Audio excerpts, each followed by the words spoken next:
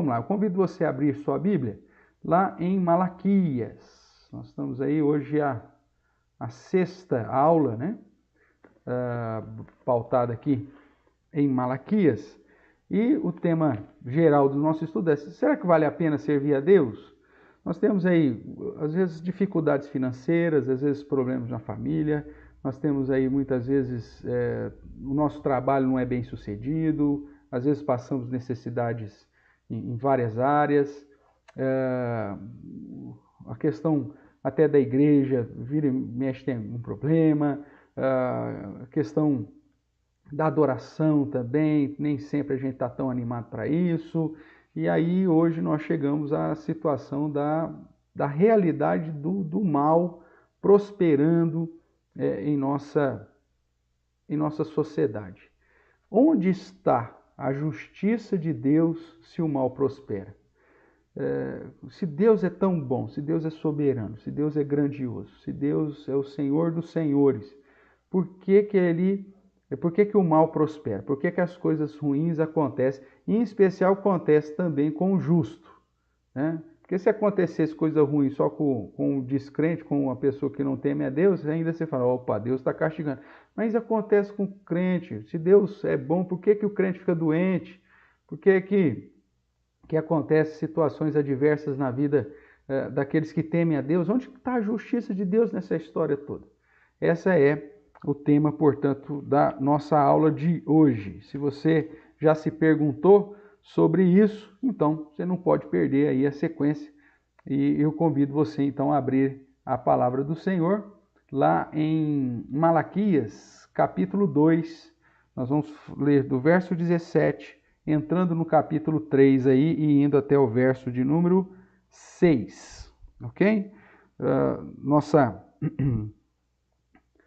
perícope está um pouco diferente da divisão que foi feita aqui pelo comitê, mas é justamente isso que eu quero chamar a sua atenção aí, a leitura então de Malaquias capítulo 2, do verso 17, entrando no capítulo 3 e indo até o verso 6, não parando no 5, mas indo até o verso de número 6, tá bom? Vamos fazer essa leitura, eu convido você a acompanhar a leitura que farei.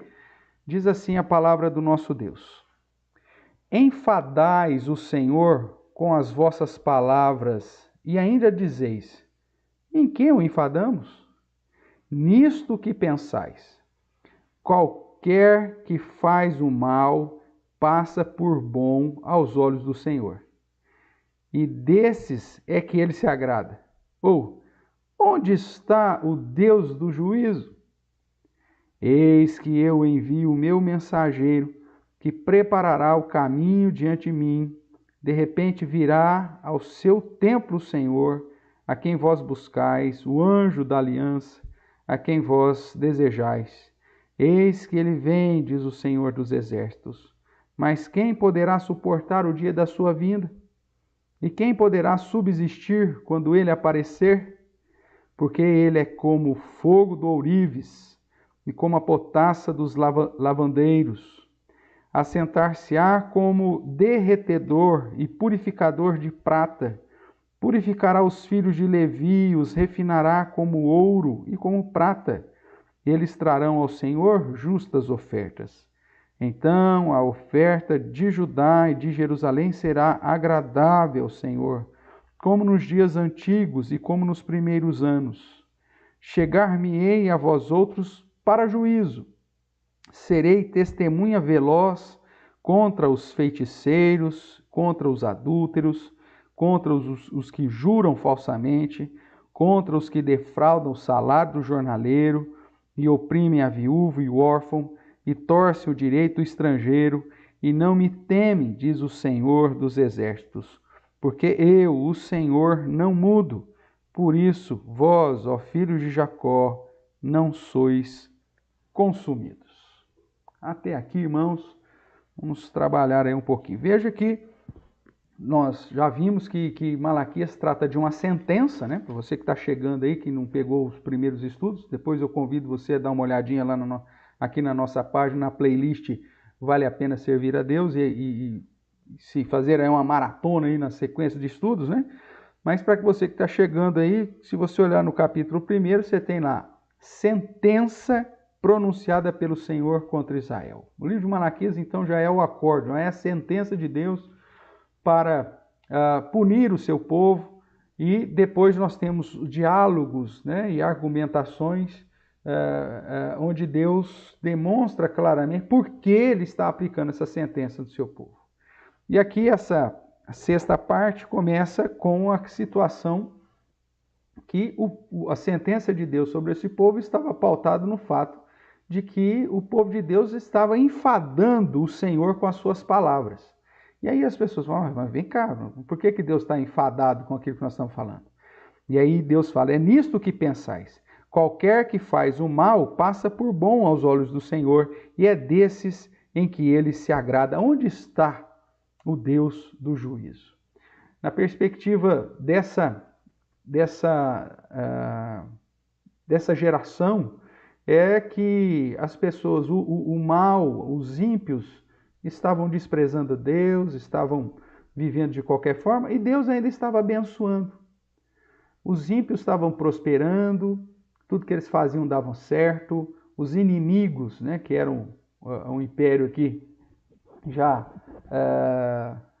medo persa para os gregos, né, o império inimigo prosperava em frente a Israel. Então ele fala, Deus se agrada é do ímpio, Deus se agrada é dos maus, daqueles que fazem o mal, e Deus ainda cuida deles, Deus ainda abençoa. É aquela mesma discussão que nós já falamos sobre o Salmo de Asaf, né, o Salmo 73, onde ele começou a olhar para a vida dos ímpios e ele quase se desviou da fé, os seus pés quase tropeçaram, porque ele teve inveja dos ímpios, porque parece que tudo dava certo na vida dos ímpios. Eles faziam mal, falavam contra Deus e nada acontecia. E muitas vezes, irmãos, nós nos deparamos com essa mesma situação. Parece que se Deus é tão justo, se Deus é um Deus poderoso, se Deus é um Deus soberano, por que o mal prospera? Então a ideia dessa geração é, onde está o Deus do juízo? E Malaquias escreve que isso é uma afronta contra Deus, né? Consequentemente, estava enfadando o Senhor com essas palavras, questionando o fato de que a justiça de Deus não estava sendo aplicada instantaneamente, em especial sobre os maus. E aí Deus faz uma palavra fantástica, iniciando o capítulo 3, dizendo que o dia já está preparado, e dizendo que se ele fosse aplicar já, nesse momento, a sua justiça, quem poderia ficar de fora da aplicação da justiça de Deus? Quem não seria isento de já ser derretido como o ouro, ser derretido como a prata? Quem suportaria a aplicação da justiça de Deus hoje? Seja eu, seja você, ou seja qualquer pessoa. Então, é dentro dessa realidade que é nos apresentado esse diálogo que trata dessa situação da justiça de Deus. A ideia é, sendo Deus um Deus justo, por que o mal prospera? Por que Deus não vem e já coloca a sua punição em definitivo? Então, onde está a justiça de Deus? E o questionamento do coração do povo era justamente, como que eu vou servir a um Deus que se declara, que se declara todo-poderoso, que se declara soberano e permite que exista o mal e que o ímpio, inclusive, seja próspero, enquanto que o justo sofre? Como que eu posso? Será que vale a pena servir um Deus desse? Como que eu posso servir um Deus onde a aplicação da justiça dele parece ser inexistente? O ímpio prospera, aquele que exerce o mal parece que se dá bem, né? A cada dia os ímpios vão crescendo mais e mais, a maldade vai aumentando no mundo, e aqueles que querem viver uma vida de bondade, de misericórdia, só ficam levando na cabeça. Por que servir? Como servir um Deus desse, gente?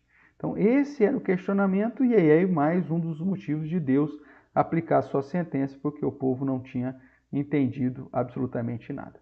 É óbvio que quando a gente fala dessa relação da justiça de Deus versus a maldade no mundo, é um assunto difícil, né, de ser tratado, e dentro da filosofia e da teologia, a área que estuda isso é o estudo da chamada teodiceia. Theos, né, indica de justiça. Então, é o estudo da justiça de Deus que trata da aparente incoerência num Deus bom, de um Deus justo, de um Deus santo, de um Deus bondoso, e ao mesmo tempo a existência de um mal e o prosperar da maldade em nosso mundo, né? Por que o crente sofre? Por que acontecem situações terríveis na vida? Por que somos alvos de perseguição, de assassinato? Por que mesmo sendo crente, muitas vezes somos alvo de bala perdida? Porque a pessoa sendo crente, que buscando ao Senhor, e de repente vai na igreja, o carro dele é roubado, ou então é assaltado, ou as suas mulheres são alvo de abuso. Onde está o Deus bom diante dessa realidade? Então, essa é a tratativa aqui de Malaquias, e Deus apresentando aí a sua argumentação que conduzia à aplicação dessa sentença sobre o povo. Obviamente que não existe aqui uma resposta fácil, mas talvez o que nos ajude, irmãos, é a mesma coisa da realidade que vivemos no nosso dia. O Estado, ele tende a ser um Estado justo. Existem leis, existem forças, né, policiais para manter a ordem e a aplicação da lei. Você tem um sistema judiciário, por mais que essas leis sejam questionáveis e a aplicação dessas leis, e os homens que muitas vezes exercem essa autoridade possam ser questionáveis, mas você vê que há um sistema que permite a aplicação da justiça.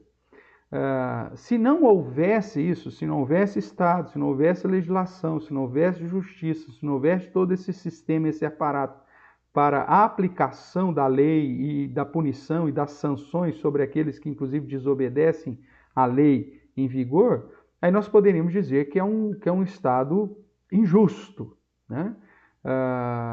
Mas, ao mesmo tempo, mesmo o Estado tendo todo esse aparato, ele não impede que os atos ilícitos, os atos de assassinato, de violência, aconteçam. Agora, o fato do Estado não conseguir ou não coibir que ocorra atos de criminalidade faz do Estado um Estado injusto? Não. Você pode procurar qualquer padrão aí, qualquer nação, né? Procure aí uma nação talvez a menos violenta de todas, né? E que tem leis rígidas talvez, que tenha leis para punir severamente a criminalidade e tudo mais. Mesmo esse Estado ele não consegue garantir a ausência plena de atos de violência ou atos de criminalidade. Agora, ela tem um amparo, o aparato necessário para aplicar a justiça. Isso faz desse Estado um Estado justo. Essa é a mesma situação que nós podemos tratar em relação à situação desse Deus soberano, bondoso, majestoso, que age sobre tudo e todos, e que já determinou a aplicação da sua justiça em definitivo. Nós vemos aqui na sequência do capítulo 3, nós vamos mencionar isso, mas ele envia o seu mensageiro, preparando o caminho, né, diante dele, e ele virá ao seu templo e aplicará da sua justiça. E a questão é, mas quem pode suportar o dia da sua vinda? Diz o verso 2 do capítulo 3. Então, o fato de Deus ter determinado um dia para julgar todas as atitudes de todos os homens, não faz desse Deus soberano, grandioso, onipotente, um Deus injusto, e muito menos um Deus que está alienado a situações de impiedade, de perversidade, de maldade nesse mundo. Se Deus não tivesse estabelecido um dia para julgar e aplicar a sua justa punição sobre todos os atos dos homens, então aí nós poderíamos questionar essa justiça de Deus. Mas o fato de Deus já ter determinado um dia, mesmo que ele tolere a prática da impiedade, da iniquidade, da maldade hoje, e que até mesmo aqueles que ele já alcançou por sua graça continuem sendo alvos de criminalidade ou de violência ou de situações de impiedade e perversidade, isso não mancha a justiça de Deus, nem a grandeza de Deus, nem o poder de Deus, porque ele, na sua soberania, já estabeleceu um dia para julgar todas as coisas. Vamos imaginar aqui uma situação de uma família, né, o pai e a mãe, que tem lá, sei lá, quantos filhos, imagine aí uma quantidade grande de filhos, você tem 10 filhos, é impossível você ficar 24 horas cuidando de cada um desses filhos. Então, os pais têm que sair para trabalhar, os pais têm outras atividades, os pais têm as suas responsabilidades na sociedade, né? Só que, quando voltam para casa e tomam conhecimento das atitudes dos filhos, ou pela escola, ou pela vizinhança, ou por aquele que ficou cuidando, então aplicam a justiça. O fato dos pais não estarem 24 horas por dia coibindo qualquer atitude ilícita dos seus filhos não faz desse pai um pai inconsequente, não faz desse pai um pai injusto, né? O fato dele aplicar a justiça num segundo momento, em aplicar a sanção, em aplicar o castigo, seja lá o que for que ele tem que fazer com esse filho, isso não mancha a sua postura. Não é porque o filho assumiu uma postura errada durante o dia e o pai então chega e aplica a justiça, mesmo que seja no final do dia, esse pai continua sendo justo do mesmo jeito. Agora, se o pai realmente deixa tudo solto e não aplica nunca, aí sim um pai que seria conivente com a injustiça, conivente com a impiedade, com a perversidade. Não é o caso de Deus. O foco é que a aplicação da justiça de Deus não necessariamente terá que ser imediata sobre a vida dos ímpios, apesar que em alguns momentos nós vemos isso acontecendo. E que mesmo o justo, que foi justificado em Cristo Jesus, sendo alvo da impiedade, da perversidade, da maldade de alguém, debaixo da grandeza e soberania de Deus, e mesmo que conduza até mesmo à morte, que se for o caso, não faz do nosso Deus um Deus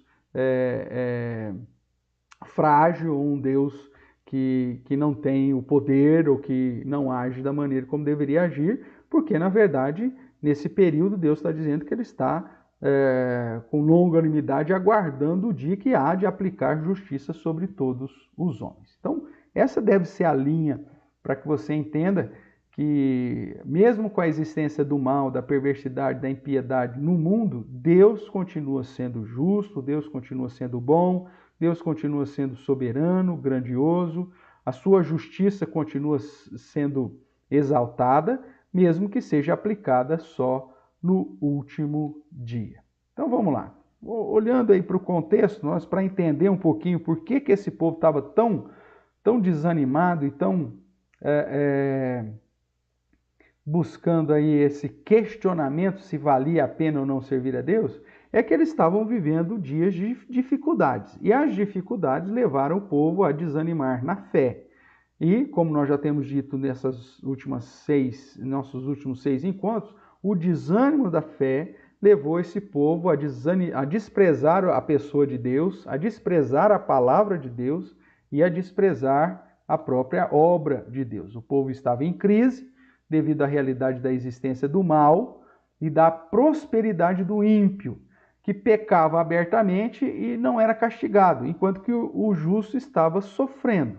Veja, o contraste aqui é do império inimigo prevalecendo, os caras com prosperidade, tudo dando certo para o império inimigo, e eles passando por uma situação difícil. Olha, se nós somos servos do Deus Altíssimo, o Deus Todo-Poderoso, o Deus que é grandioso, o Deus que está acima de tudo, Por que que nós estamos passando por situações, inclusive sofrendo com a impiedade do império que está sobre nós, se esse império é um império ímpio, um império que adora outros deuses, que despreza o Deus verdadeiro? Então, eles entraram em crise por conta disso. E tem muitas vezes, irmãos, que o crente, mesmo um crente sincero, que é confrontado por uma situação terrível na vida, um acidente que leva um ente querido, uma enfermidade que porventura aflora em nós mesmos ou nos nossos queridos, nos nossos filhos, nos nossos pais, e a gente questiona, poxa, se Deus é bondoso, se Deus é grandioso, se Deus é soberano,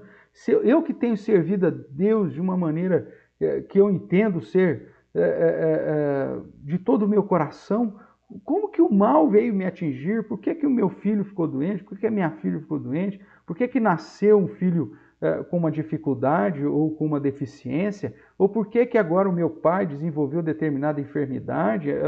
O meu esposo, a minha esposa? Por que que roubaram o meu carro? Tantos carros aí, tanto pilantra que nem paga a parcela em dívida, foram roubar justamente o meu. Ou seja, existem várias situações no dia a dia onde o mal parece prosperar e os crentes que, se porventura não tiverem com o óculos correto, focando na existência de um Deus soberano, mas que determinou só para o futuro a aplicação definitiva da sua justiça, nós também entramos nessa mesma crise e começamos a ter os mesmos questionamentos, mesmo porque há uma tendência, veja que não é só da nossa geração, que ainda mais influenciada pela chamada teologia da prosperidade já é um grande problema, mas até a geração aqui dos dias de Malaquias questionava se valia a pena servir a Deus se não houvesse prosperidade. As questões terrenas serviam para conduzir o povo para dizer, ó, Deus nos ama e Deus tem sido bom para conosco. Mas o que estava acontecendo? Eles estavam tendo dificuldades financeiras, não estava tendo chuva, a plantação não estava produzindo, eles tinham que pagar impostos altos aos dominadores, tendo que fazer inclusive empréstimos para pagar simplesmente os tributos, entrando em dívida para dar dinheiro para o império dominante. E o ímpio prosperando, o malvado dando tudo certo na vida dele, e aí eles começaram, não, esse Deus está de brincadeira com a gente, onde já se viu. Ele exige que a gente o adore, e quer que a gente leve a oferta correta ainda, que a gente, mesmo sem dinheiro, a gente ainda tenha que fazer as viagens para as festas cerimoniais. Não, esse Deus deve estar de brincadeira comigo. Uma crise dessa, passando uma situação dessa, ele exige que eu seja fiel nas minhas ofertas, nos meus dízimos, na minha adoração. Está dando tudo errado, não tem dinheiro, não tem chuva, não tem produção, o império está dominando, o governo está arrancando o nosso couro com tanto imposto, o nosso trabalho não está prosperando, e agora, para ainda fortalecer ainda toda a situação, o ímpio, o malvado está prosperando e nós que somos justos estamos passando por situação. Onde está o Deus do juízo? Por que que Deus não aplica logo o seu juízo sobre o ímpio? Por que que Deus não vem relacionar conosco segundo aquilo que nós merecemos? Então, toda essa discussão está aqui em voga. Então, mais uma vez, o povo estava usando o óculos errado, irmãos. Os seus argumentos, a semelhança do questionamento sobre o amor de Deus, estava firmando agora nas questões, ou firmado nas questões terrenas e nas questões pontuais do nosso dia. Da mesma forma que eles questionavam, olha, Deus não nos ama, agora eles estão falando, olha, Deus não é justo. Porque se Deus fosse justo, nós, o seu povo, que o ama, que o adora, que tem vindo ao templo direitinho adorar, que tem feito o que tinha que fazer, nós deveríamos estar no topo do mundo. Nós deveríamos estar sendo preservados de toda maldade, não teríamos que viver perseguição, não poderíamos passar por nenhum tipo de privação, nós não teríamos nenhum tipo de doença, nós não teríamos nenhuma dificuldade financeira, tudo que a gente colocasse a mão ia prosperar, tal. Então, esse Deus não está errado. Onde está o Deus do juízo? E talvez, como eu já disse, situações da vida situações possam ter te conduzido no seu coração a ter esse mesmo pensamento. Pô, se Deus me ama, por que eu estou passando por tanta dificuldade? Se Deus é justo, por que eu estou sendo alvo de tanta maldade? Por que está todo mundo puxando o meu tapete? Por que as pessoas que fazem o mal, parece que dá tudo certo, os caras estão vivendo numa vida tranquila, feliz, e eu que temo a Deus e sirvo o Senhor, estou passando por todos esses perrengues. Onde está a justiça de Deus? Onde está? Então, esse é um perigo para o coração de todos os crentes, porque estamos sujeitos. Por isso que nós temos que olhar com óculos, usar o óculos correto para entender qual que é a perspectiva de justiça na visão de Deus e não na nossa. E quando clamarmos pela justiça de Deus, olharmos se nós também temos condições de clamar por essa justiça. Porque se Deus resolver aplicar a sua justiça tanto ao ímpio quanto nós, e ele vai dizer, eu vou começar com vocês. Chegar-me-ei a vós outros para juízo. Deus olha para esse povo e fala, vocês estão falando que eu estou sendo injusto, porque eu estou deixando o ímpio prosperar? Então vamos resolver aqui o nosso problema aqui. Vamos fazer aqui uma conta simples. Veja aí o verso 5. Chegar-me-ei a vós outros para juízo. Eu serei testemunha veloz, então eu vou aplicar o juízo imediato contra os feiticeiros, contra aqueles que buscam em artes mágicas, em horóscopo, em situações de crenças espiritualistas, vamos dizer assim, e que se dizem crentes, mas que ao mesmo tempo está ali com um monte de prática que contrária às Escrituras. Eu vou ser testemunha veloz contra os adúlteros, contra aqueles que estão sendo infiéis, já focando na sequência passada, aquele que, o verso de número 15, né, do capítulo 2, não fez o Senhor mesmo que havendo nele um pouco de espírito, e porque somente ele buscava a descendência que prometera. Portanto, cuidai de vós mesmos, ninguém seja infiel para com a mulher da sua mocidade, porque o Deus de Israel diz que odeia o repúdio, né? Que é aquela postura, inclusive, antes do divórcio. Se Deus odeia o repúdio, imagina o divórcio. E também aquele que cobre de violência as suas vestes. Então vocês querem que eu aplique a justiça imediata? Então tá bom, nós vamos começar com vocês crentes. Então nós vamos ver, se você tem alguma prática contrária às Escrituras, de confiança em qualquer outra coisa, né, de feitiçaria, e você quer ver um exemplo de feitiçaria dos nossos dias, que é palavra de positivismo, né, como se fosse uma palavra mágica dentro do povo evangélico, é a bendita prática do determinar em nome de Jesus. Isso é paganismo, irmão. É você que tem autoridade agora para determinar o que Deus vai fazer? Eu determino em nome de Jesus. Isso aqui é feitiçaria, cara. Porque se Deus é soberano, quem determina é Ele, não é você. Quem amarra não é você. Você não foi chamado para amarrar Satanás. Você foi chamado para pregar o Evangelho.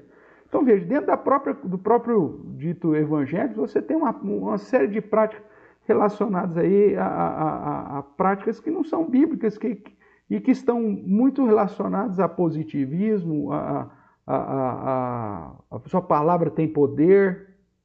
Pegam provérbios que são ensinamentos e critérios para a vida. É óbvio, meu amigo, que se você chegar para sua esposa e elogiá-la, né, verdadeiramente todos os dias, a probabilidade de você viver a vida feliz com o seu cônjuge vai ser melhor do que você chegar nela e todo dia você chamar ela de gorda, de horrorosa, coisa desse tipo.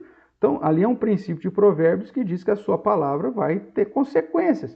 Agora, não é numa perspectiva de um oráculo que você pode chegar e falar assim, então eu declaro em nome de Jesus que eu vou ganhar 50 mil reais por mês. E por isso Deus tem que fazer isso acontecer.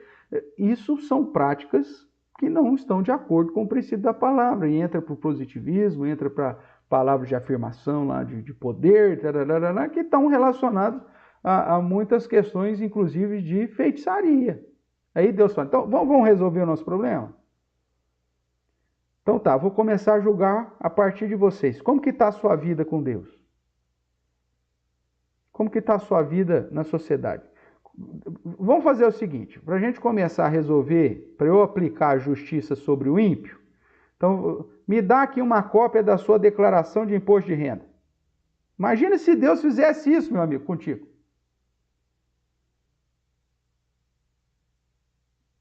Porque é isso que ele está falando aqui. Ele vai lá, chegar-me-ei para vós outros, para juízo. Serei testemunha feroz contra os feiticeiros, contra os adúlteros, os infiéis, e contra os que juram falsamente. Você sabe o que é jurar falsamente? É quando você vai declarar lá seu imposto de renda, e lá no final, eu declaro que as informações acima correspondem com a verdade, tararara. Ou qualquer situação que você faz na lei lá, você põe essa situação lá, né? Está aí a doutora Eliana, o doutor Márcio, que sabe muito bem disso. Então, porque as declarações são verdadeiras. Isso, e se não são, isso é jurar falsamente. Então vamos ver Deus aplicar a justiça? Será que nós estamos preparados para a aplicação da justiça? Nós que estamos, Senhor, aplica a justiça do Senhor. Tá bom, então tá, vamos começar por você. Quem mais? Quem jura falsamente, continua em verso 5. E contra os que defraudam o salário do jornaleiro. Nós já falamos aqui que o jornaleiro é aquele que trabalha na jornada. Então aqui é como se fosse o diarista. Então você que menospreza o trabalho dos outros, põe preço no trabalho dos outros, né? E depois do combinado você vai lá e dá uma bocanhada. É igual o Dória está fazendo aí com os aposentados, né? O combinado não é caro, né? Aí o cara vai lá e cria um negócio, vou taxar aqui. Eu vi a Vani está lá fazendo uma campanha lá, né, Vani? E meu pai, minha mãe, acho que meu sogro, minha sogra, todo mundo, porque realmente, defraudar o salário do jornaleiro. Pô, nós já trabalhamos, tenho direito, aí os caras vêm agora e grampeiam. Isso diante de Deus é uma impiedade terrível. Só que aí você fala assim, senhor, desce o braço lá, derrama justiça sobre esse Dória aí, que está fazendo uma coisa dessa. Uma sem vergonhice dessa. De fato é. Mas aí Deus fala, mas vamos ver você, vamos ver como que está o seu caso aqui primeiro. Vamos ver a sua postura aí, como que está sendo. Ok? Então, defrauda o salário do jornaleiro. Oprime a viúva e o órfão. E torce o direito do estrangeiro. E não me temem. Então Deus vai olhar e fala, vem cá, você que prometeu fazer tal coisa, você que fez o voto assim, assim, assado, você que disse, Senhor, me abençoe, eu vou ser fiel, vou ser frequente. Vamos aplicar a justiça primeiramente sobre você. Você vai sair ileso, irmãos? Seja sincero comigo. Tem como você sair ileso do pente fino de Deus, da justiça de Deus? Não tem. Então o que acontece? Deus fala, olha, eu vou julgar, eu marquei um dia para julgar todo mundo. Aqueles que forem achados em Cristo Jesus, foram justificados em Cristo Jesus, mesmo que sejam julgados e sejam passíveis de condenação, não serão condenados porque Jesus pagou o preço no seu lugar. Então vocês vão ser justificados pela obra de Cristo. Mas não significa que você é justo, por essência. Você foi justificado. Porque não há um justo sequer, a própria Bíblia diz. E que o justo só é justo porque é achado em Cristo.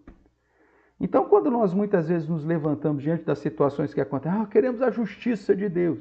Tá, e Deus fala, tá, e se eu for começar por você a aplicar essa justiça, como que seria? Veja, o povo estava olhando só para a questão terrena, pontual, e se auto-justificando, achando que eles não tinham nenhum tipo de culpa no cartório diante de Deus. Então é fácil você se auto-justificar. Mas eu não matei ninguém, eu não roubei ninguém, eu não bati na minha mãe por causa de mistura, então eu sou melhor que o fulano. Aplica a justiça, mas Deus olha para mim e vê que eu sou tão injusto como qualquer outro. E quando eu exijo da justiça de Deus, se Deus resolver aplicar isso sobre a vida daquele que fez algo contra mim, mas também aplicar sobre a minha vida, eu vou levar de igual forma, irmãos. Porque a justiça de Deus, ela parte do pressuposto que qualquer situação que não atingiu o padrão de Deus já é passivo de condenação. Olha que situação. Então, quando eu uso o óculos correto e olho para a minha própria vida, eu vejo que eu estou sujeito a situações da atividade dos ímpios sobre a minha vida, da criminalidade, da violência e de várias situações, mas que Deus me promete aplicar a justiça de Cristo quando do juízo final. Então, mesmo que as coisas ruins aconteçam na minha vida, né, eu não sou menos pecador do que ninguém. Lá, quer ver? Vamos parar aqui um pouquinho? Vamos dar uma olhadinha lá em Lucas. Abra sua Bíblia lá em Lucas.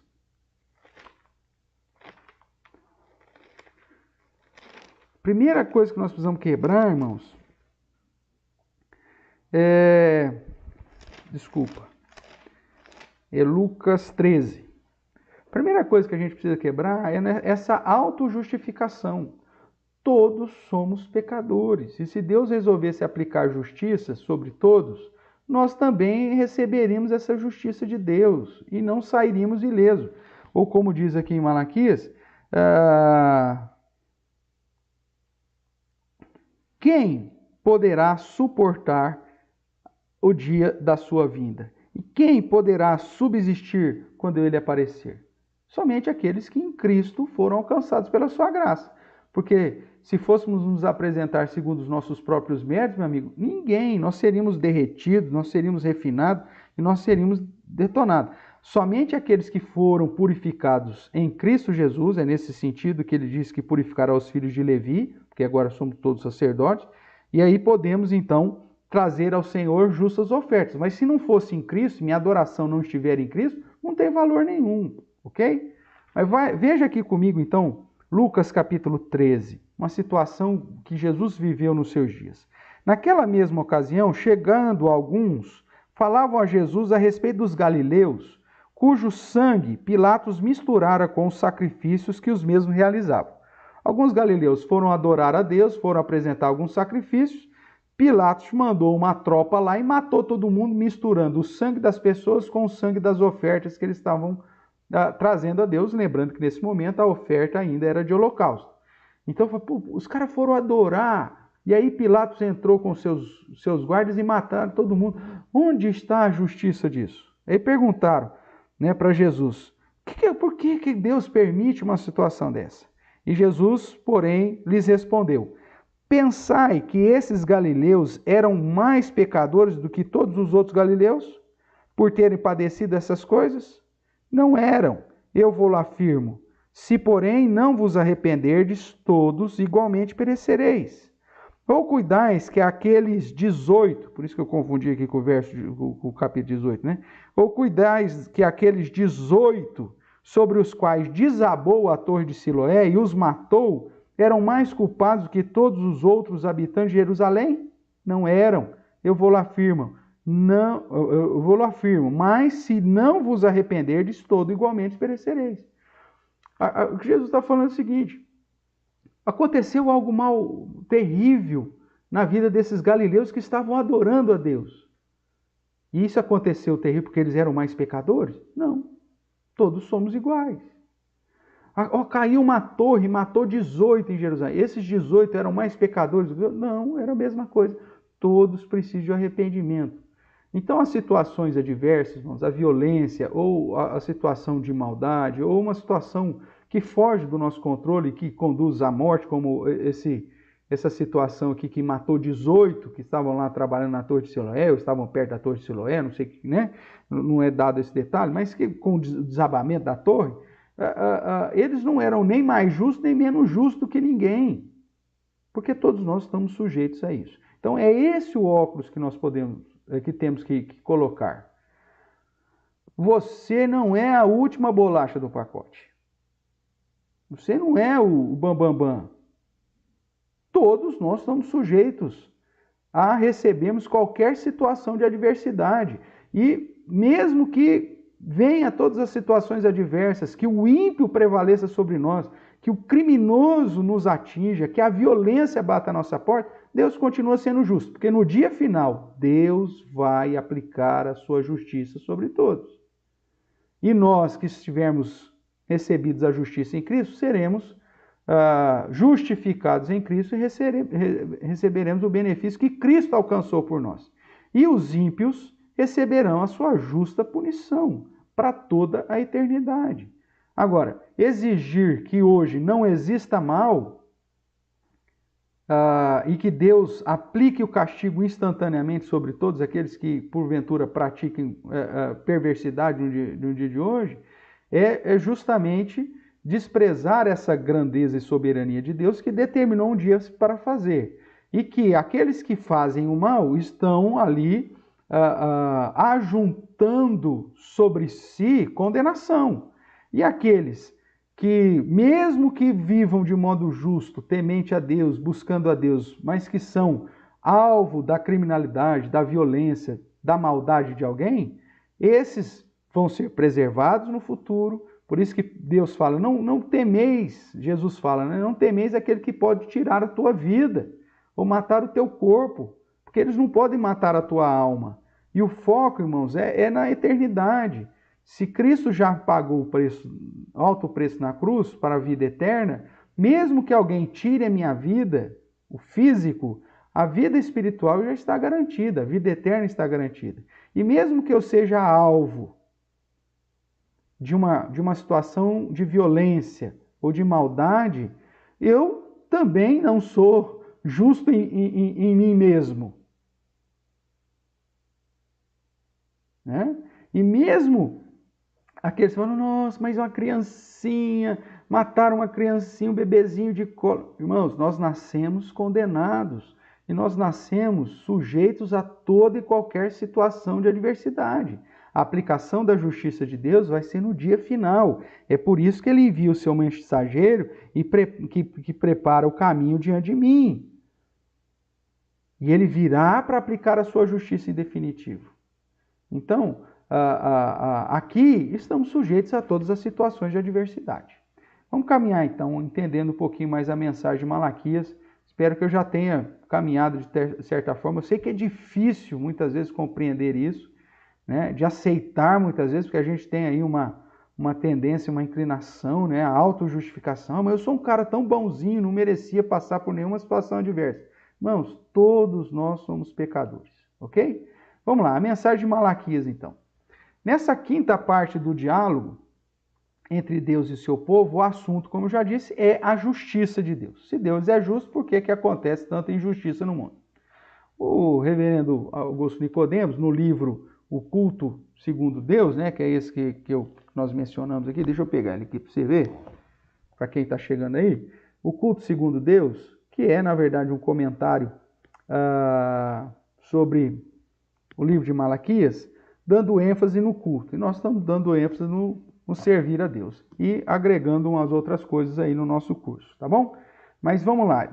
Nesse livro, na página 93, o reverendo Augusto Nicodemos vai dizer assim: vale a pena seguir a Deus, já que não parece existir diferença entre o que serve e o que não serve, na medida em que o mesmo mal acomete a todos? Se o justo e o injusto, o crente e o descrente estão sujeitos às mesmas situações do dia a dia, o mal bate na porta de todos, será que serve a pena servir a esse Deus, se não há uma proteção, uma garantia de proteção para aqueles que são crentes? Esse era o grande questionamento, tá certo? Nós temos aí a nossa irmã Eliana colocando aqui, pois é, e o que mais tem ouvido e lido são as pessoas dizendo, ser homem de bem. É por aí. Todo mundo se coloca como sendo santo, né? Sendo justo. Irmão, se Deus resolvesse lidar com cada um de nós segundo o que nós merecemos, não ia sobrar nem um pó. Agora, mesmo sendo justificados em Cristo, Nós podemos então ser alvo e ser acometido do mal, pelo mal? Sim. Agora, no dia final, que é eu que conta, é o que vale, nós seremos justificados em Cristo e receberemos os méritos que Cristo alcançou em nosso favor. É lá que tem que estar o nosso foco. Agora aqui, nós podemos passar por situações de adversidade, né? De violência, de roubo, de injustiça. E isso não significa que somos mais pecadores ou menos pecadores que os outros, como é o caso lá dos galileus que morreram adorando, ou daqueles 18 que morreram na Torre de Siloé, na queda da Torre de Siloé. Todos nós precisamos nos arrepender, somos todos pecadores. É essa visão que a palavra de Deus nos apresenta. No cristianismo reformado, irmãos, mantemos então as duas verdades. Deus é todo-poderoso, bom e justo o tempo todo o tempo, como se tem dito por aí. Porém, o mal existe e muitas vezes não é punido no tempo presente. O ímpio, muitas vezes, não vai receber nenhuma justiça clara, nenhum castigo, nenhuma punição no tempo presente. Eu fico imaginando...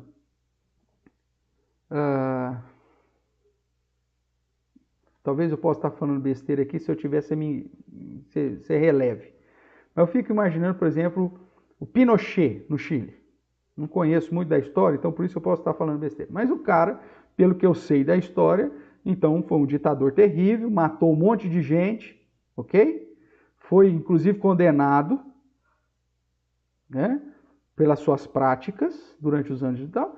Morreu velhinho, em casa, mesmo condenado, não podia ser preso mais porque já era velhinho. Morreu tranquilo, bonitinho. Talvez teve uma mortinha tranquila, né? Não sei nem o jeito que ele morreu. Mas imagina só. Aí você fala, pô, o cara foi terrível, um ditador, mandou matar um monte de gente. E não teve punição nenhuma, cara. A família dele está com todos os recursos que ele pegou, de certa forma, na sua ditadura. A família está bem abastada, vive talvez fora do Chile, muito bem. Por que ele não foi punido no tempo presente? Porque Deus determinou um dia para julgar todas as coisas. Ok? Então vamos lá. A nossa resposta, então, o próprio reverendo Augusto, né, aqui, ó, página 93, ele vai dizer, a nossa resposta é que o nosso serviço a Deus, nós que tememos a Deus, independe dessas coisas. Pois ele é bom, justo, todo-poderoso, mas permite a existência do mal. É lógico que esse permitir da existência do mal não é eterna. Por isso que ele determina um dia para acabar com essa história. E assim o permite porque tem o propósito, primeiro, de mostrar a sua soberania ao castigar os ímpios naquele dia, no dia final, no dia que ele já preparou, e igualmente mostrar a sua misericórdia ao salvar aqueles que são seus neste mundo, que foram justificados através da obra e do mérito de Jesus Cristo.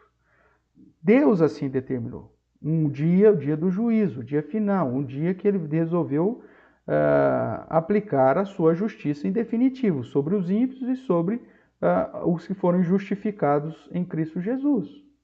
Então, nesse período que nós estamos, o mal vai prevalecer, o mal vai aparentemente não ser punido, vai alcançar inclusive os chamados de crentes ou justos, porque todos nós somos sujeitos a essas situações, e mesmo que sejamos, entre aspas aqui, aparentemente bons, vivendo uma vida de retidão, segundo os bons costumes, também somos pecadores, e se Deus fosse aplicar sobre nós a justiça, também receberíamos castigo nessa era presente. Só não receberemos no dia final porque Cristo pagou, né? Pagou um alto preço para nos livrar da condenação.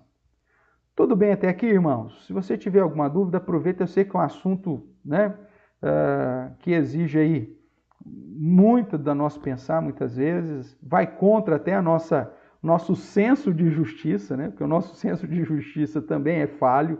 Então vai contra, você fala, nossa, mas o justo, ainda mais pensando em bebezinhos, crianças, mas todos nascemos em condenação, é assim que a Bíblia nos apresenta. Então vamos tentar entender um pouquinho melhor a mensagem de Deus aqui em Malaquias, capítulo 2, do verso 17 em diante. Deus é justo e aplicará a sua justiça, não segundo a sua vontade ou no seu tempo, mas no tempo dele, dia que ele já determinou. Nós vemos que o questionamento do povo não procedia, pois desprezava o fato de que Deus determinou um dia para julgar todos os homens. Deus estabeleceu um dia que ele vai aplicar o seu juízo. E sabe por que nós não vemos isso em definitivo, irmãos? Já caminhando já para a conclusão, de certa forma, apesar que ainda tem muita coisa para falar, mas porque o verso 6 diz, porque eu, o Senhor, não mudo, porque eu sou imutável, porque eu determinei um dia para aplicar a justiça, porque eu já tenho o domínio sobre todos os dias, sobre todas as situações. É por isso, vós, ó filhos de Israel, não sois consumidos. Porque se eu quisesse, ou se eu resolvesse aplicar a justiça sobre todos os homens, nem os filhos de Jacó, a quem eu escolhi, seriam livres da justiça, da minha justiça. Só serão porque o Senhor envia o seu, Jesus como nosso mediador. Então, esse questionamento do povo não procedia, pois desprezava o fato que Deus determinou um dia para julgar. Haverá um dia que Deus julgará todo o mal.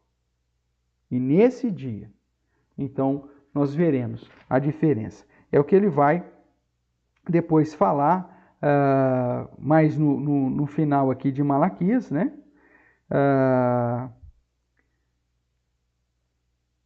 Quando lá no capítulo 3, no final do capítulo 3, Deus vai falar, o verso 17, eles, falando aqueles que ele escolheu para si, né, serão para mim particular tesouro naquele dia que preparei, diz o Senhor dos Exércitos. Poupa-lo-ei como um homem poupa ao seu filho a quem serve. Então, naquele dia que preparei. Então vereis outra vez a diferença entre o justo e o perverso, entre o que serve a Deus e o que não o serve. É nesse dia que Deus preparou, esse dia que ele julgará todo o mal, é que ele vai aplicar definitivamente a sua justiça. E nós temos que estar cientes disso, atentos a isso, e mesmo que sejamos alvo de uma aparente ação do mal ou de uma aparente injustiça, irmãos, nós devemos louvar e conduzir, servir, adorar ao Senhor por aquilo que ele é, aguardando esse dia que ele preparou, esse dia definitivo que vai julgar, onde ele julgará todo o mal e livrará da condenação aqueles que forem achados em Cristo Jesus. É lógico que falar isso é fácil, irmãos. Na hora que você vive uma situação de violência na sua casa, ou de uma situação que o mal bate à porta, alguém que você ama adoece, morre de uma doença terrível, ou de um acidente terrível, você fala, a sua mente entra em conflito. E é por isso que você precisa compreender que a justiça de Deus está sendo reservada para aplicação para o dia final. Porque senão você vai endoidar, você vai ficar maluco, você não vai compreender. Você vai fazer com uma geração de monarquia. Onde está o Deus do juízo? E a nossa postura tem que, apesar de toda essa situação, apesar de toda a dor, apesar de todos os questionamentos, é ter Deus continua sendo bom, ele não muda. E justamente porque ele não muda, ele vai cumprir com as suas promessas e aplicar da sua justiça, do seu juízo, definitivamente sobre o ímpio, definitivamente sobre o mal, naquele dia em que ele preparou. Que Deus me fortaleça para eu suportar essa angústia, para suportar a minha dor, para suportar toda essa situação e ainda adorá-lo, reconhecendo que ele é bom o tempo todo. É essa que deve ser a postura do verdadeiro crente. Infelizmente, o povo aqui nos dias de Malaquias estava questionando sobre o poder e sobre a justiça de Deus. Né? Por que Deus não vem com o seu poder e acaba com o mal de uma vez por todas? Porque Deus está reservando um dia para aplicar da sua justiça, castigando o ímpio eternamente e aplicando a justificação de Cristo sobre os seus. Dessa maneira ele é glorificado e a sua justiça é glorificada eternamente. Mais uma vez o povo estava mensurando o amor, o poder e agora a justiça de Deus por meio das coisas terrenas. A prosperidade dos ímpios versus a dificuldade dos justos. A ideia que pairava é, se Deus é justo, ele tem que castigar o ímpio e fazer o justo ou o crente prosperar. Mas não era isso que estava acontecendo e não é isso que, porventura, esteja também acontecendo no nosso dia. Estamos sujeitos a situações adversas. E nem por isso Deus deixa de ser justo. Ok? Caminhando aqui mais um pouquinho. Uma questão passava desapercebida da mente, coloca entre aspas aqui, justa do povo de Deus. Porque aqueles que falam, cadê o Deus do juízo? Por que Deus não castiga o ímpio? Ele se achava muito justo, né?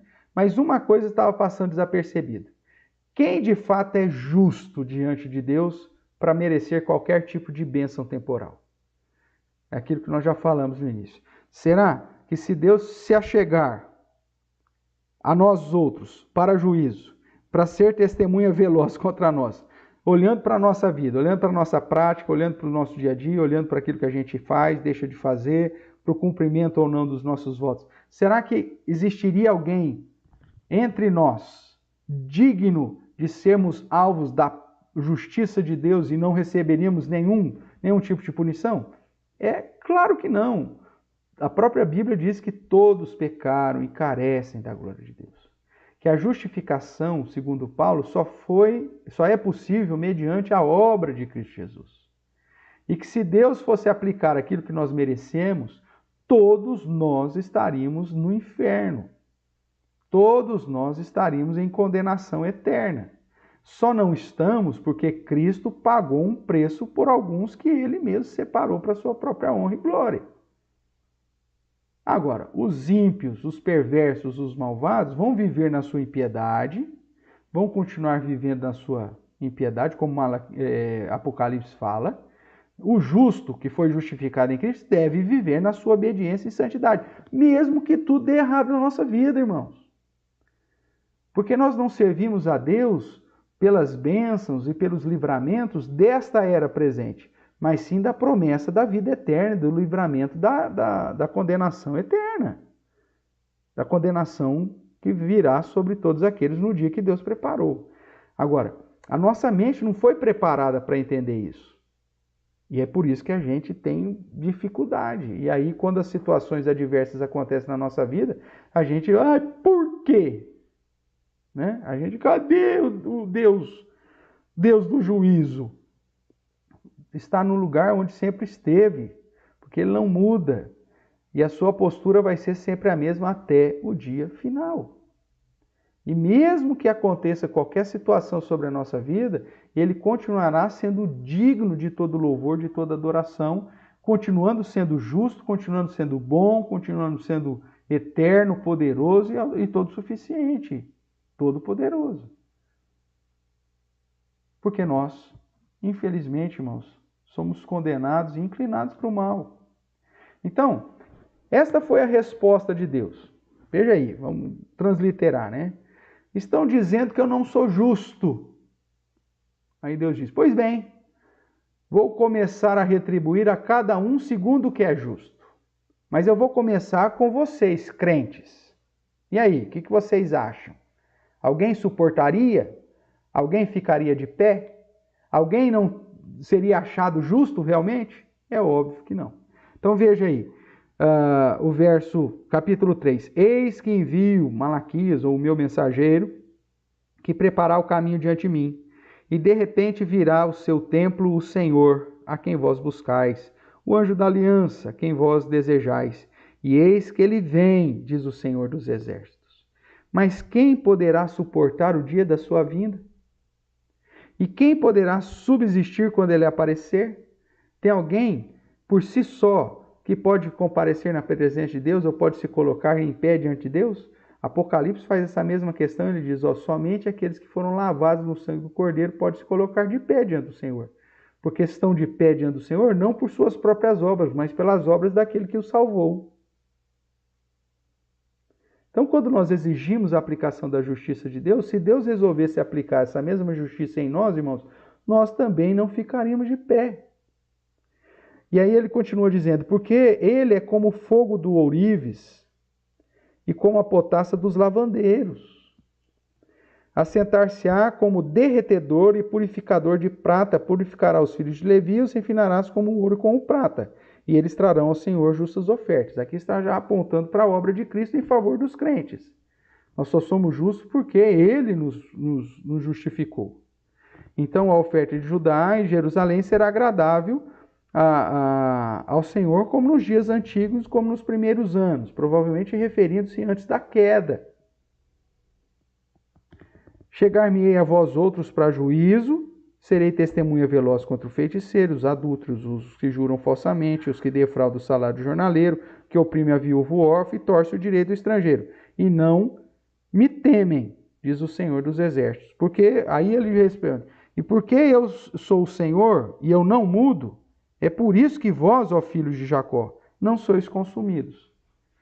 Está vindo dificuldade na sua vida, mas era para vir uma situação muito pior. Você não está sendo consumido de uma vez por todas, porque Deus ainda tem sido misericordioso para com aqueles que Ele chamou para si. Mas isso não significa isenção ou ausência de problemas e até mesmo de que o mal bata a sua porta. Ok? Deus é justo e aplicará a sua justiça no seu tempo. A profecia, então, aqui apresentada como resposta ao povo, aponta aí para a vinda de Jesus, precedida justamente por João Batista, que é o mensageiro. Ok? Então, Jesus vem para purificar um povo, para adorar a Deus de uma maneira justa. Mas mesmo assim, somente lá, no dia que ele preparou, é que nós seremos libertos de todas as situações adversas. Nessa profecia, Deus diz que purificaria para si um povo santo e, por ser imutável, não destruiria o seu povo, é o que diz o verso de número 6. Por isso, mesmo sendo injusto o questionamento do povo, Deus que é fiel à sua própria promessa, é uma coisa que muitas vezes passa de ver, Deus não é fiel a mim, meu amigo. Deus é fiel a si. Deus é fiel à sua própria promessa, tá? Deus é fiel ao seu próprio amor eletivo.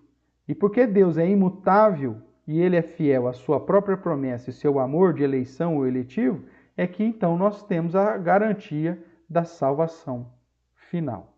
Agora, isso não nos isenta de passarmos por injustiças ou do mal se levantar contra nós e sermos atingidos por esse mal. Estamos sujeitos.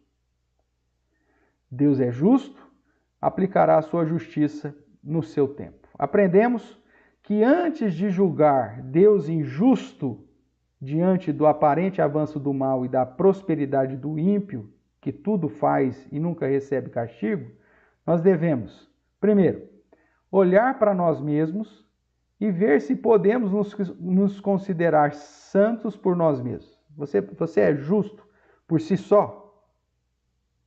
Se Deus resolvesse se assentar contigo para acertar as contas, você estaria isento de tudo? Óbvio que não. Antes de julgar Deus injusto, além de olhar para nós mesmos, e ver a nossa realidade, nós deveríamos nos firmar na palavra de Deus, que nos assegura que haverá um dia onde Ele, o justo juiz, julgará toda a carne e aplicará sobre cada um segundo as suas obras. E que, no caso, nós seremos justificados em Cristo Jesus.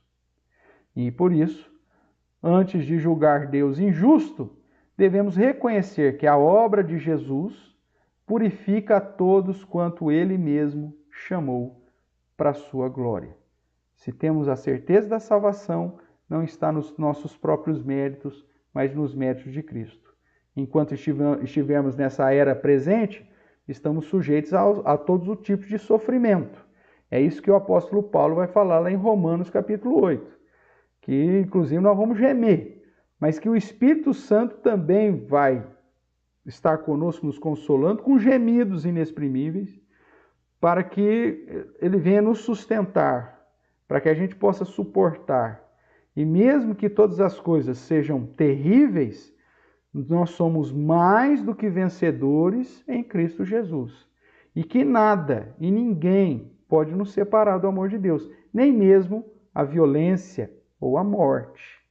Por isso, irmãos, mesmo se o mal se levantar contra nós e a gente for alvo de situações de violência, situações de impiedade, de perversidade contra a nossa vida, a promessa é que o amor de Deus não será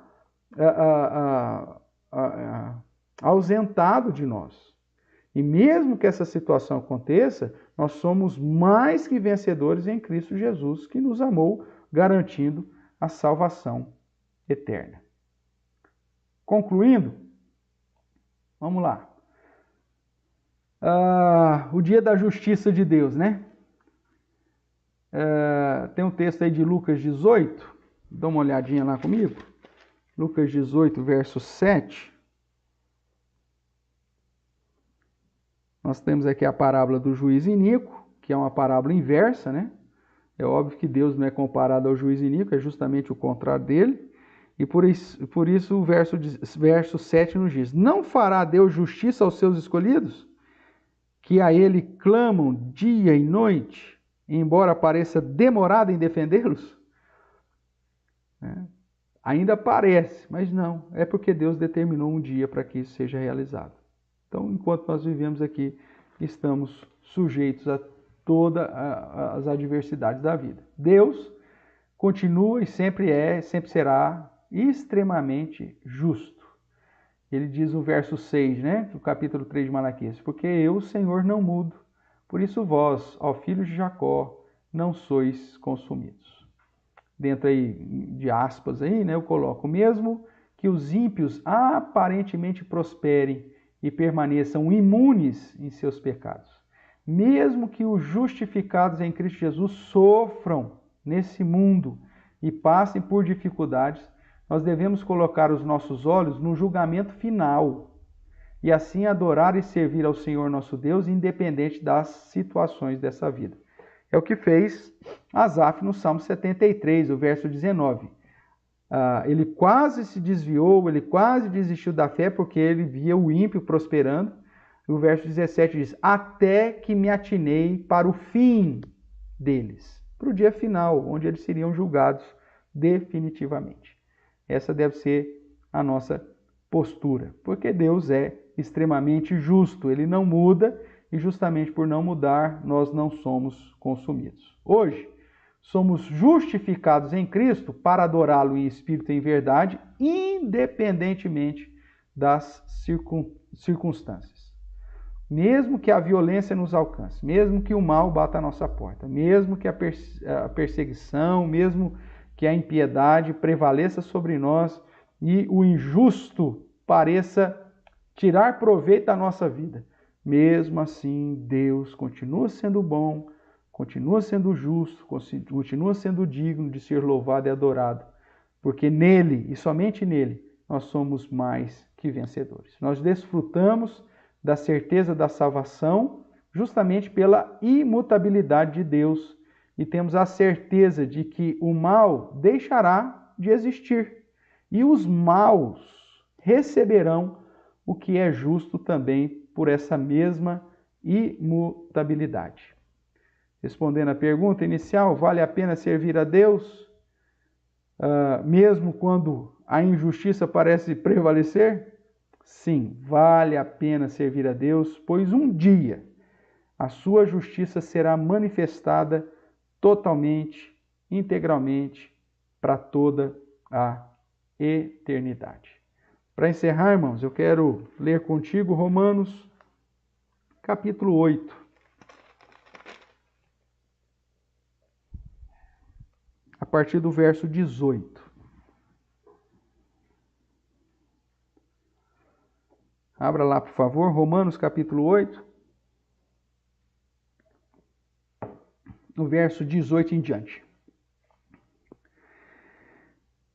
Porque, para mim, eu tenho por certo que os sofrimentos do tempo presente não podem ser comparados com a glória a ser revelada em nós.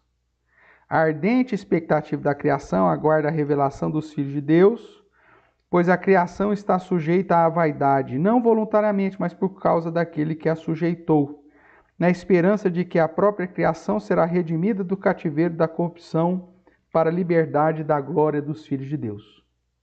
Porque sabemos que toda a criação, a um só tempo, geme e suporta angústias até agora.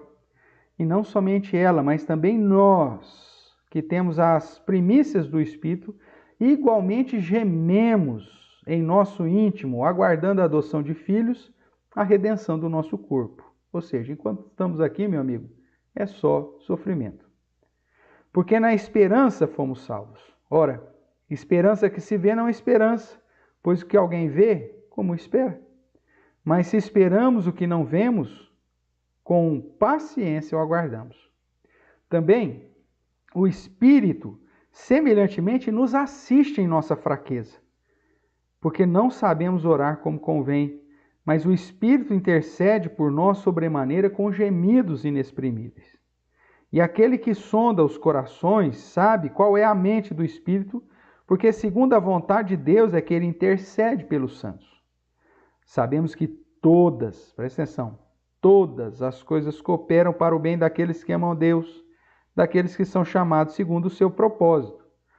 Porquanto os que de antemão conheceu, também os predestinou, para serem conformes à imagem do seu Filho, a fim de que ele seja o primogênito entre muitos irmãos. E aos que predestinou, a esses também chamou, aos que chamou, a esses também justificou, e aos que justificou, a esses também glorificou.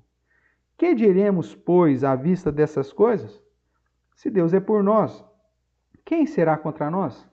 Aquele que não poupou o seu próprio Filho, antes, por todos nós o entregou, porventura, não nos dará graciosamente com ele todas as coisas?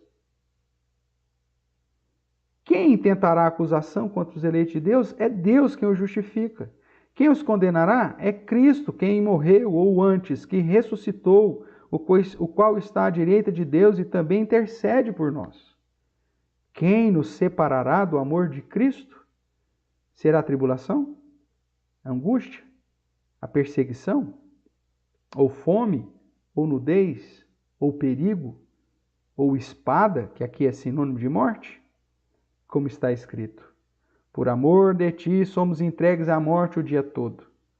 Fomos considerados como ovelhas para o matador. Estamos sujeitos a todas as situações. Em todas essas coisas, porém, somos mais que vencedores por meio daquele que nos amou.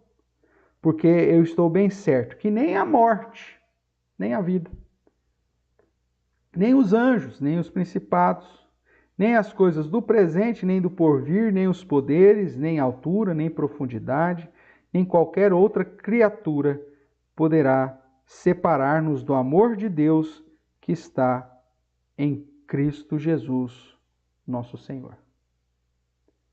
Onde está o Deus do juízo? No mesmo lugar de sempre. Soberano, grandioso, bom o tempo todo. E que porque não muda, nós não somos consumidos, mesmo que estejamos sujeitos a todas as situações adversas da vida. E que na obra de Jesus Cristo nos garante que nele, em Cristo Jesus, somos mais que vencedores e que nem mesmo a morte, ou a espada, ou a violência, ou qualquer coisa que seja, perigo, pode nos separar desse amor que já nos alcançou. Espero que você possa olhar para as situações da vida, irmãos, com um olhar diferente. Sabendo que mesmo quando somos atingidos pelo mal, pela impiedade, pela perversidade, coisas terríveis batam a nossa porta, mesmo assim, Deus continua sendo justo, Deus continua sendo bom. E mesmo que porventura o mal prevaleça e venha a tirar inclusive a nossa própria vida, isso não nos separa do amor de Deus e não tira a certeza da obra de Cristo realizada em nosso favor. Não temais aqueles que vos perseguem, que podem tirar a sua vida matando o corpo. Temais primeiro aquele que pode lançar no inferno tanto o corpo quanto a alma, ou seja, o Senhor. Por isso, irmãos, saiba que o nosso Deus é sempre justo. E mesmo que as adversidades aconteçam, Ele continua sendo o mesmo Deus de sempre e digno de todo louvor, de toda adoração, e que no dia que Ele preparou, aplicará da justiça de Cristo na vida daqueles que Ele separou para si, e aí sim, todos nós haveremos de ver a diferença entre o que serve a Deus e o que não serve. Que Deus abençoe a sua vida, te fortaleça, que te conforte, que o Santo Espírito que intercede e geme por nós possa ser o consolo do seu coração, você que já passou por situações de dificuldade, que muitas vezes tem questionado se Deus realmente tem sido bom para contigo. Saiba que Ele tem sido bom o tempo todo o tempo. E que mesmo na adversidade, é Ele quem tem cuidado de nós. E que no dia final, Ele trará sua justiça de um modo definitivo, aplicando castigo sobre todos os ímpios que na sua maldade acabaram poupando, ajuntando para si mais e mais da justa punição do nosso Deus. Se você tiver uma pergunta, o momento é agora.